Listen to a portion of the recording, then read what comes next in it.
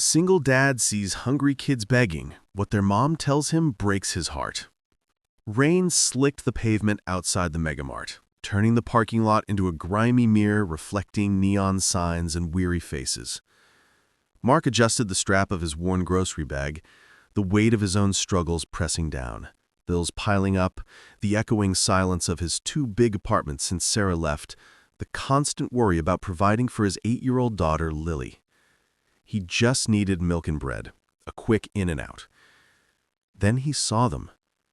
Huddled under the narrow awning near the automatic doors, shivering despite thin jackets, were two small children.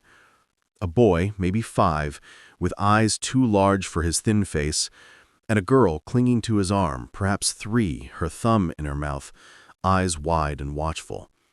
They weren't playing. They were waiting. And when Mark passed, the boy's voice, thin as spider silk, cut through the drumming rain. "Mister? Please? Anything?" Mark's heart clenched. He knew hunger. He remembered nights as a kid when the cupboards were bare, the gnawing emptiness a constant companion. Without thinking, he veered towards them. "Hey there," he said, crouching to their level, ignoring the damp seeping through his jeans. "You guys hungry?" The boy nodded mutely. The girl just stared.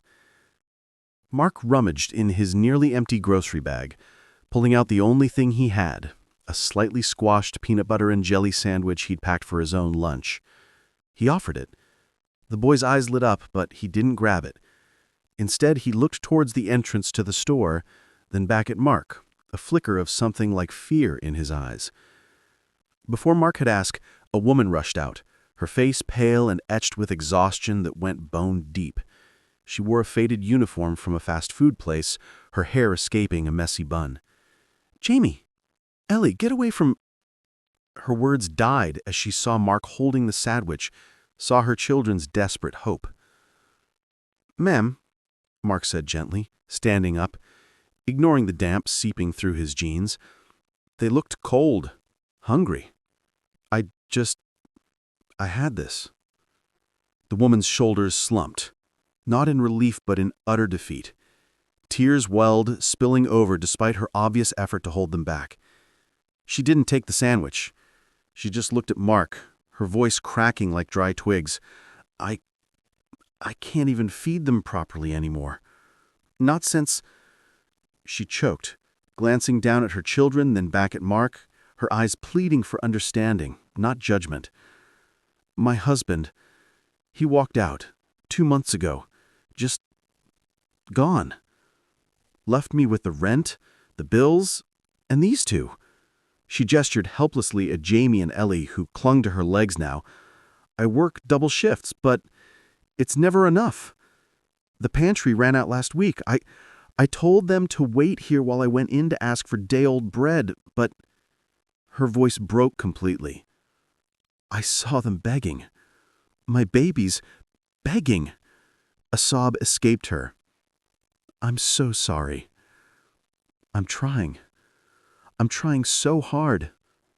The words hit Mark like a physical blow. My babies begging.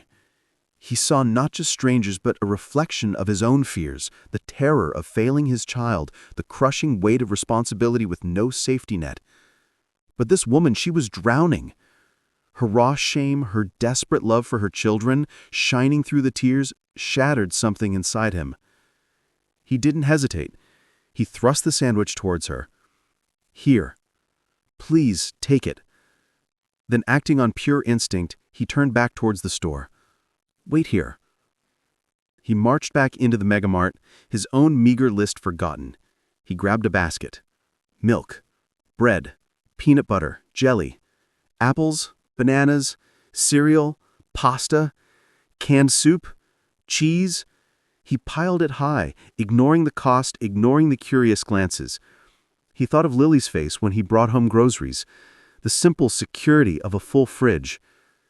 This woman deserved that for her children, needed it. He wheeled the overflowing cart back out to the awning. The woman stared, stunned, as he started transferring bags into her arms. "No, sir, I can't pay for this." she stammered, overwhelmed. "You don't have to," he said firmly, his voice thick with emotion. "Consider it neighborly help." He saw Jamie peeking out from behind his mother's leg, eyes wide at the bounty. Ellie reached out a tiny hand towards a banana. The simple act of holding real food seemed to anchor them. "But why?"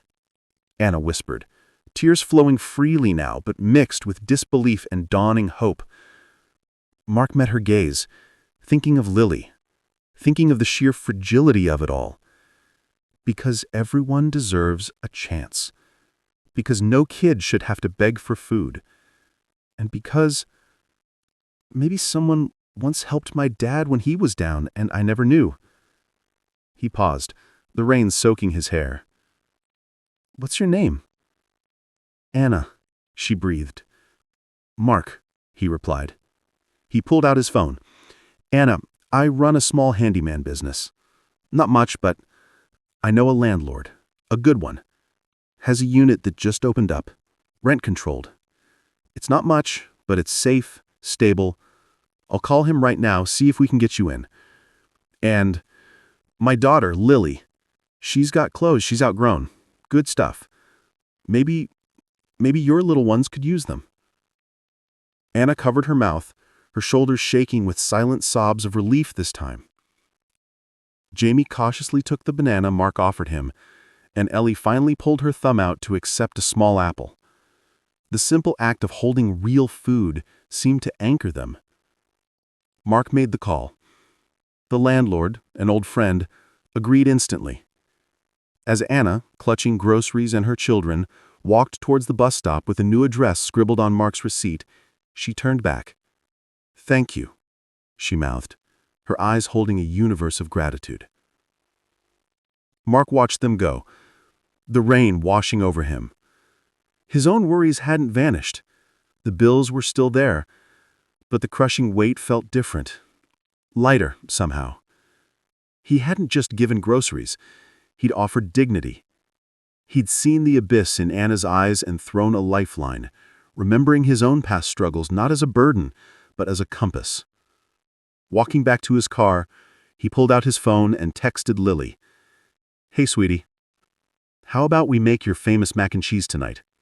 Extra cheesy. And maybe we look through your old clothes tomorrow. Found some kids who could really use them?" As he drove home, the city lights blurred by rain, Mark realized the truth Anna's broken confession had revealed. Kindness isn't just charity, it's connection. It's seeing your own fears in another's eyes and choosing to build a bridge, not a wall. And sometimes, in lifting someone else out of the darkness, you find your own path back into the light. The groceries were gone, but the warmth spreading through his chest, that was something no bill could ever take away.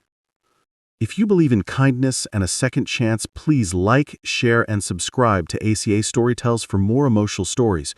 Your support helps us spread hope to millions. Thanks for watching.